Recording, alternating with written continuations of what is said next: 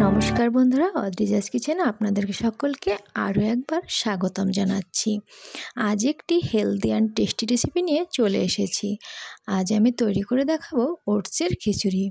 ওটসের মধ্যে থাকে সঠিক পরিমাণে প্রোটিন এবং ফাইবার্স, যে কারণে অল্প পরিমাণ খেলেই দীর্ঘ সময় অবধি আমাদের পেট ভরা থাকে, বারে বারে আমাদের খিদে পায় না। তাই ওয়েট লস করতে দারুণভাবে এটা হেল্প করে।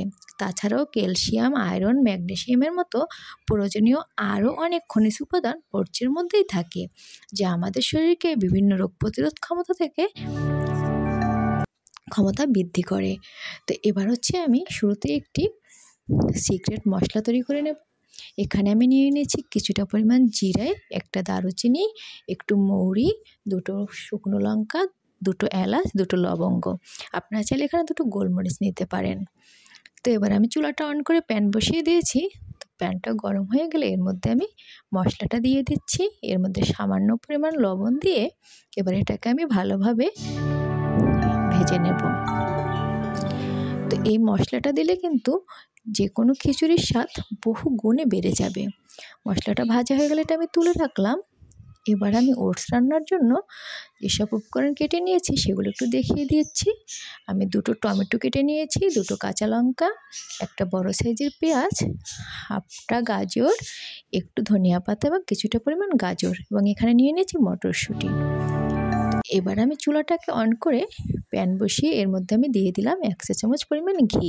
আপনারা কিন্তু এখানে চাইলে রান্নার তেলও ব্যবহার করতে পারেন। এবার এর মধ্যে আমি মটরশুঁটিটা একটু হালকা করে ভেজে তুলে নেব। তো মটরশুঁটিটা একটু ভেজে নিচ্ছি, ভেজে এবার তুলে নিলাম। এর মধ্যে আমি আরেকটু পরিমাণ ঘি দিয়ে এর মধ্যে দিয়ে দিলাম কেটে রাখা আদাগুলো। তো আদাগুলো একটু যখন হালকা ভালোভাবে ভাজা হয়ে যাবে তখন কিন্তু এর মধ্যে আমি দিয়ে দেব কেটে রাখা পেঁয়াজ। তো আদাগুলো একটু ভেজে নিচ্ছি। এবার আমি কেটে রাখা পেঁয়াজটা দিয়ে দিচ্ছি। তো পেঁয়াজটা দিয়ে একটু হালকা নেড়েচেড়ে ভেজে নেব।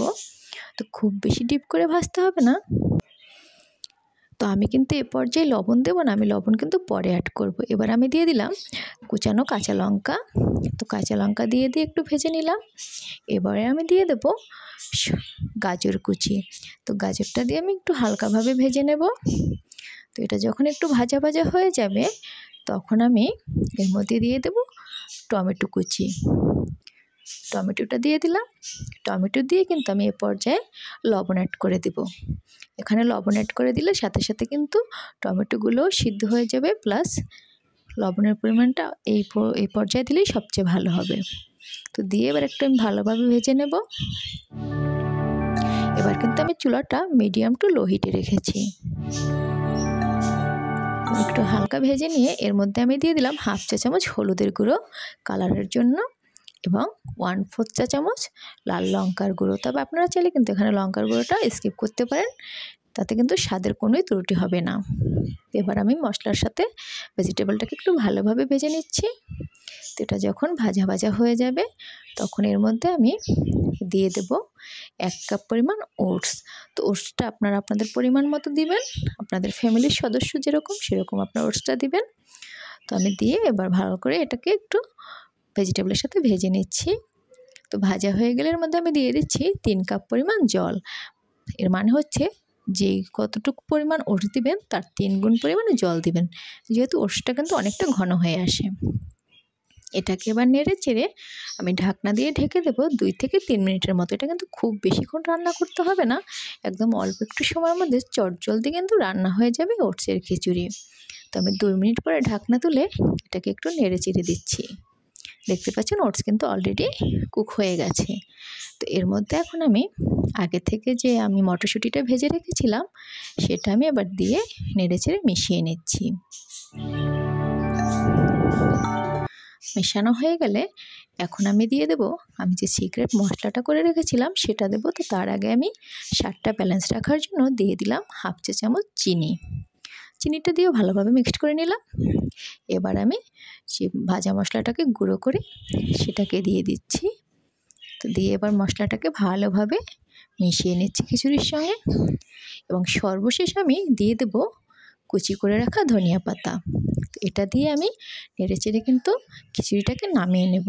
দেখতে পাচ্ছেন কত সহজে ঝটপট তৈরি হয়ে গেল স্বাস্থ্যকর একটি খিচুড়ি।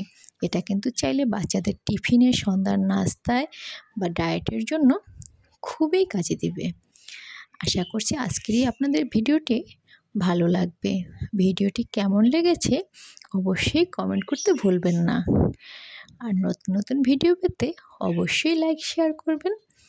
সবাই সাথেই থাকবেন। আজকের ভিডিও তাহলে এ পর্যন্তই, বিদায় নিয়ে নিচ্ছি। শুভ দুপুর, টাটা, বাই।